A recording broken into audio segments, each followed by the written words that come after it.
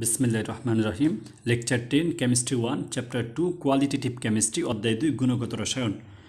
Question number 14। 250 গ্রাম M2A এর দ্রবণে M2A এর দ্রাব্যতা তাপমাত্রার সাথে নিম্নরূপে পরিবর্তিত হয়। M ও A এর পারমাণবিক সংখ্যা 1 ও 16। তো 1 মানে হাইড্রোজেন H, তো 16 বা 16 মানে হলো এস সালফার, যেহেতু সালফারের পারমাণবিক সংখ্যা 16, তাই SA। এবার আসো 25 ডিগ্রি সেলসিয়াস তাপমাত্রা দ্রাব্যতা হচ্ছে 28, আর 45 ডিগ্রি সেলসিয়াসে তাপমাত্রা হবে 37। আর এটা কোশ্চেনটা আসছে যশোর বোর্ড 2017। আচ্ছা, এখন এখানে আমরা যদি আসি গ নম্বর কোশ্চেন, দ্রবণটি উচ্চ তাপমাত্রা হতে নিম্ন তাপমাত্রায় নিয়ে গেলে কি পরিমাণ দ্রব্য কেলাসিত হবে, এটা আমাদের বের করতে হবে। আমরা যদি করি, এখানে 45 ডিগ্রি সেলসিয়াস তাপমাত্রার ক্ষেত্রে দ্রাব্যতা 37 বলতে বোঝায় 100 গ্রাম দ্রাবকে দ্রব্য আছে 37 গ্রাম। তাহলে আমরা দ্রবণ বের করতে পারি। অতএব দ্রবণ সমান কি হবে? দ্রাবক যোগ দ্রব্য। দ্রাবক কত? দ্রাবক পাচ্ছি আমরা 100 প্লাস দ্রব্য পাচ্ছি আমরা 37 গ্রাম। সুতরাং আমরা লিখতে পারি 137 গ্রাম হচ্ছে দ্রবণ। এখন 137 গ্রাম দ্রবণে লেখো 137 গ্রাম দ্রবণে দ্রব্য আছে কত গ্রাম? দ্রব্য আছে 37 গ্রাম। দেয়ারফর 1 গ্রাম দ্রবণে দ্রব্য আছে 37/137 গ্রাম। অতএব আমাদের এখানে 250 গ্রাম দেয়া আছে দ্রবণ। তো আমরা যদি লিখি 250 গ্রাম দ্রবণে দ্রব্য আছে 37 × 1 250 আর এখানে আসবে হলো 137। আমরা যদি ক্যালকুলেশন করি তাহলে আসবে 37 × 250 ইকুয়াল, ডিভাইড দিয়ে আমরা 137 দিয়ে আমরা পেয়ে যাচ্ছি 67.518 গ্রাম। আচ্ছা, এখন আমাদের এটা হচ্ছে দ্রব্য, আর এখানে আমরা পাচ্ছি 250 গ্রাম দ্রবণ। আমরা এখান থেকে দ্রাবকটা পেয়ে যাব, যেটা আমাদের পরবর্তী 25 ডিগ্রি সেলসিয়াস টেম্পারেচারে করতে পারবো। তো দ্রাবক সমান কি? দ্রাবক হচ্ছে দ্রবণ মাইনাস দ্রব্য। আমাদের দ্রবণ হচ্ছে 250 আর দ্রব্য হচ্ছে 67.51 গ্রাম। আমরা যদি মাইনাস করি 250 মাইনাস 67.518, তা আমরা কী পাবো? আমরা পাচ্ছি 182.482 গ্রাম। আচ্ছা, আমরা ক্যালকুলেশন করে এটা পেয়েছি 250 থেকে 67.518 যদি আমরা মাইনাস করি পাচ্ছি আমরা 182.482 গ্রাম।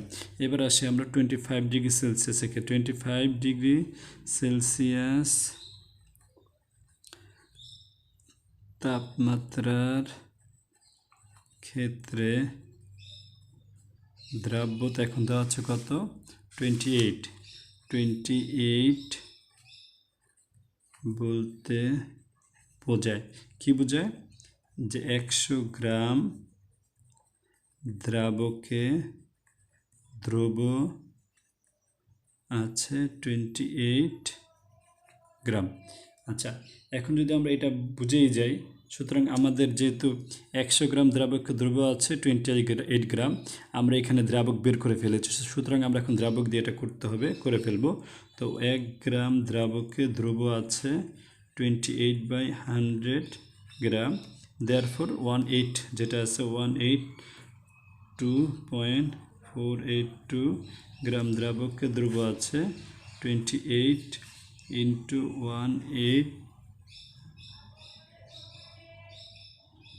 2.482 ডিভাইড 100। আমরা ক্যালকুলেশন করি, তাহলে কি পাবো আমরা 28 ইন্টু 182.482 ইকুয়াল ডিভাইড 100। আমরা পাচ্ছি 51.095। আমরা এখানে 4-এর জায়গায়, যেহেতু 4-এর পরে একটা 9 আসছে, তাই 1 অ্যাড করে দিতে হবে 4-এর সাথে, তাই আমরা 5 লিখে দিলাম এত গ্রাম। তো আমাদের আগে পাচ্ছি আমরা 67.518, এখন পাচ্ছি 51.095। সুতরাং আমাদের কোশ্চেনে বলছিল কি পরিমাণ কেলাসিত হবে। সুতরাং আমরা লিখব অতএব দ্রব কেলাসিত হবে ইকুয়াল 67.518 মাইনাস 51.095 গ্রাম। আমরা ইকুয়াল করি 67.518 মাইনাস 51.095, আমরা পাচ্ছি 16.423 গ্রাম। এটাই হবে উত্তর, আমাদের এত গ্রাম দ্রব্য কেলাসিত হবে। এরপরের কোশ্চেনটা কি বলছে, দ্রবণটিতে জেড, তো এখানে জেটের পারমাণবিক সংখ্যা দেওয়া আছে 17 বা 17, তো 17 মানে হচ্ছে ক্লোরিন আমরা জানি। সুতরাং হচ্ছে আবার জেট হচ্ছে আবার ক্লোরিন। তো যোগ করলে জেটের দ্রাব্যতা কি পরিবর্তিত হবে সেটা বিশ্লেষণ করতে হবে। আচ্ছা, আমাদের বলছে দ্রাব্যতা কি পরিবর্তিত হবে, তো আমাদের আগেই বুঝতে হবে দ্রাব্যতা কি। দ্রাব্যতা হলো কতটুকু দ্রবীভূত আছে 100 গ্রামের ভিতরে। সেই ক্ষেত্রে আমরা বুঝবো যে কতটুকু দ্রব্য দ্রবীভূত আছে কোনো একটা দ্রবণের ভিতরে, সেটা দ্রাব্যতা বোঝে। দ্রাব্যতা নিয়ে আমরা লেকচার দিয়েছি একদম ফার্স্টের প্রথম দিকে, প্রথম লেকচারগুলোতে আছে। আচ্ছা, এখন আসো এখানে M2A, তো M2A মানে H2S, যেহেতু M হচ্ছে হাইড্রোজেন তাহলে H2S, আর এ হচ্ছে সালফার S, M হচ্ছে হাইড্রোজেন, জেট হচ্ছে ক্লোরিন, সুতরাং HCl। এবার আসি আমরা H2S এর দ্রবণে আমরা যদি HCl যোগ করলে অর্থাৎ সমায়নযুক্ত যৌগ যোগ করলে আমরা দেখতেছি এখানে H2, এখানে একটা H আছে, অর্থাৎ এখান থেকে আমরা H+ পাচ্ছি, এখানে HCl আছে, এখান থেকে আমরা H+ পাচ্ছি। যোগ করলে অর্থাৎ সমায়নযুক্ত যৌগ যোগ করলে H2S এর দ্রাব্যতার হ্রাস ঘটবে। নিচে দ্রাব্যতা হ্রাসের কারণ বিশ্লেষণ করা হলো। এইগুলো কিন্তু আবার লিখবা না, এটা জাস্ট বোঝানোর জন্য আমি এখানে লিখেছি।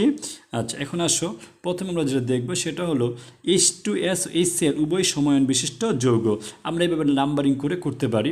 তারপর আমরা লিখব যে H2S হলো স্বল্প দ্রাব্য, অর্থাৎ সম্পূর্ণভাবে পানিতে দ্রবীভূত হয় না। H2S এর সম্পৃক্ত জলীয় দ্রবণের গতিশীল একটা বিক্রিয়া, সেটা হলো এইটা H2S। এখানে আমরা হাইড্রোজেনের এখানে এই সামনে আমরা কি দেব 2 আছে এখানে একটা, এই জন্য আমরা কি এই 2টা আমরা একদম ওর সামনে নিয়ে আসবো, এই সামনে নিয়ে আসবো। তো আমরা যদি এখন দেখি এখানে H আছে তো 2H হবে, আর এখানে 1 আছে তো এখানে SE হবে, আর এই যে H এর সাথে যে 2 আছে সেই 2টা নেবে হলো সালফারের 2- আকারে, আর S যেটা S এর যেহেতু 1 আছে এখানে কিছু নাই মানে 1 আছে, তো এখানে সেটা প্লাস আকারে হবে। এখন আমরা যদি দেখি যে H2S এর দ্রাব্যতা গুণফল KSP আমরা জানি সেটা কী হবে, H+ হবে, মোল সংখ্যা উপরে হয়ে যাবে স্কোয়ার আকারে, S2- হবে, মোল সংখ্যা 1, তো 1 আসবে। একটি নির্দিষ্ট তাপমাত্রায় KSPর মান নির্দিষ্ট, অর্থাৎ এই যে KSP এটা একটা নির্দিষ্ট তাপমাত্রা নির্দিষ্ট, অর্থাৎ এটা সাধারণত যে কোনো একটা যৌগের ক্ষেত্রে। তো H2S এর ক্ষেত্রে একই, এটা যদি 20 ডিগ্রি সেলসিয়াস তাপমাত্রা থাকে সেখানে H2S এর দ্রাব্যতার একটা ভ্যালু থাকবে। যদি সেটা 17 হয় বা 18 হয় বা 20 হয়, 20 হলে বেশি থাকবে সব সময়। আচ্ছা, সেটা আমেরিকা হোক আর যুক্তরাষ্ট্র হোক বা যে কোনো দেশই হোক না কেন, যেখানে এই KSP এর ভ্যালুটা বের করবে H2S, সেই এক নির্দিষ্ট তাপমাত্রা এটা নির্দিষ্ট। অর্থাৎ একটি নির্দিষ্ট তাপমাত্রায় H+ ও S2- আয়নের মধ্যে মোলার ঘনমাত্রার গুণফল H2 প্লাস, যেটা আমরা আগে লিখেছিলাম H প্লাস 2 হোল স্কয়ার আর S2 মাইনাস। আচ্ছা, এখন এটা সর্বদা কি থাকবে, এই যে গুণফলটা সবসময় ধ্রুবক থাকবে, এটা আমরা আগেই বললাম। মানে কি, যদি মনে কর এটা হয় 4 আর এটা হয় 4, তাহলে কত হলো 16। তো এখন এই 16 সবসময় কি থাকবে, নির্দিষ্টই থাকবে, এটা আমরা ধরতেছি এই মানটা। আচ্ছা, যদি কোনো কারণে একটা কমে যায়, অর্থাৎ মনে করি আমরা 4-এরটাকে 2 লিখলাম, তাহলে 16 বানানোর জন্য দ্বিতীয়টা অবশ্যই 8 হইতে হবে, তাহলে 8 আর 2 ইন্টু করলে আমরা 16 পেয়ে যাব। এরকম যেটা একটা, অর্থাৎ যেহেতু ধ্রুবক, মান সর্বদা এই ইনটু বা গুণফলটা সমান থাকবে, এজন্য আমাদের অবশ্যই মনে রাখতে হবে যে একটা বাড়লে আরেকটা অবশ্যই কমবে, আরেকটা কমলে আরেকটা বাড়বে। তাছাড়া আমরা কি করতে পারবো না, এটার মানটা যে ধ্রুবক 16 সেটা হবে না। এটা আমরা বোঝানোর জন্য 16 এখানে ইউজ করেছি। সুতরাং H প্লাস ও S2 মাইনাসের মধ্যে কোনো একটি মোলার গারত্বের মান বৃদ্ধি করলে অপর মোলার গারত্বের মান হ্রাস পায়, তা না হলে কেএসপির মান স্থির বজায় থাকবে না। এবার আসো H2S এর সম্পৃক্ত দ্রবণে আমি যদি সময়ায়নের তড়িৎ বিশ্লেষ্য HCl যোগ করি, তাহলে কী হবে, তা মিশ্র দ্রবণে সময়ায়নের H প্লাসের মোলার গারত্ব বৃদ্ধি পাবে। অর্থাৎ আগে থেকে থাকা H2S অটোমেটিকলি আগেই পাত্রের দ্রবণের ভেতরে H প্লাস আছে, এখন আমি অতিরিক্ত একটি HCl যোগ দিয়েছি। যখন এটা যোগ করলাম, সাথে সাথে HCl এর যে Hটা আছে, এই H থেকে H প্লাস কী হবে, ওই দ্রবণে অটোমেটিকলি বিয়োজিত হবে, অর্থাৎ H প্লাস আকারে নতুন করে গাঢ়ত্ব বৃদ্ধি পাবে H প্লাসের। যখন H প্লাসের গাঢ়ত্ব বৃদ্ধি পাবে, স্বাভাবিকভাবে আমাদের আগে দেখা সেই মোলার ঘনমাত্রার এই মানটা কিন্তু চেঞ্জ হয়ে যাবে। তো এই মান তো চেঞ্জ করা যাবে না, তো এই মান যেহেতু চেঞ্জ করা যাবে না, এজন্য কি করবে, আগে থেকে থাকা কেএসপির মান স্থির রাখার জন্য H2S এর সময়ায়ন, অর্থাৎ আগে থেকে থাকা দ্রবণে যে H2S ছিল, সেই H2S এর যে হাইড্রোজেনটা আছে, এই হাইড্রোজেন প্লাস কি করবে, অপর বিপরীত আয়ন H2 মাইনাস, অর্থাৎ ওর সাথে যেটা আছে, ওরা কিন্তু এইভাবে ছিল না, ওরা ছিল বিয়োজন আকারে অর্থাৎ ভাঙা অবস্থায় H প্লাস আর S2 মাইনাস আকারে কিন্তু পাত্রের ভেতরে আগে থেকে ছিল। কিন্তু যখন HCl চলে আসলো, HCl চলে আসার কারণে H প্লাস অটোমেটিকলি সংখ্যা বেড়ে গেল, এতে করে কেএসপির মানটা কী হবে, বেড়ে যাবে। কিন্তু কেএসপির মান যেহেতু সর্বদা ধ্রুবক থাকবে, এই জন্য আগে থেকে থাকা H2S এর H প্লাস কী করবে, আগে থেকে থাকা S2 মাইনাসের সাথে যুক্ত হয়ে যাবে। যুক্ত হয়ে তারা যেমন পাত্রে দ্রবীভূত ছিল, তখন তারা দ্রবীভূত না হয়ে অদ্রবণীয় অর্থাৎ শক্ত পদার্থ আকারে পাত্রের তলায় জমা হয়ে যাবে, অর্থাৎ কঠিন হাইড্রোজেন সালফাইড উৎপন্ন করবে। এতে করে H2S এর দ্রাব্যতা কমে যাবে, অর্থাৎ আগে যতটুকু দ্রবীভূত থাকতো এখন ততটুকু দ্রবীভূত না হয়ে পাত্রের তলায় অদ্রবণীয় আকারে জমা হবে। এতে করে আগের দ্রাব্যতা, অর্থাৎ আগে যদি সে 20 গ্রাম দ্রবীভূত হতো, এখন হয়তো বা কমে 15 গ্রাম বা 12 গ্রাম দ্রবীভূত আছে। যদি 12 গ্রাম আগে যদি 20 গ্রাম হয়, অর্থাৎ HCl যোগ করার আগে যদি 20 গ্রাম H2S দ্রবীভূত হয়ে থাকে, আর HCl যোগ করার পরে অটোমেটিকলি দ্রাব্যতা হ্রাস পেয়ে যদি 12 গ্রাম হয়, তাহলে অটোমেটিকলি বাকি 8 গ্রাম পাত্রের তলায় শক্ত আকারে অদ্রবণীয় আকারে জমা হবে। এতে করে বুঝতেই পারতেছো, আগে ছিল 20, এখন হচ্ছে 12, তো H2S এর দ্রাব্যতা কমে যাবে বা হ্রাস পাবে। মোটামুটি এইভাবে যদি আমরা পয়েন্ট আকারে 6টা পয়েন্ট দিয়ে দেই, আশা করা যায় যে এখানে আমাদের 4 মার্ক পাওয়া যাবে। Thank you.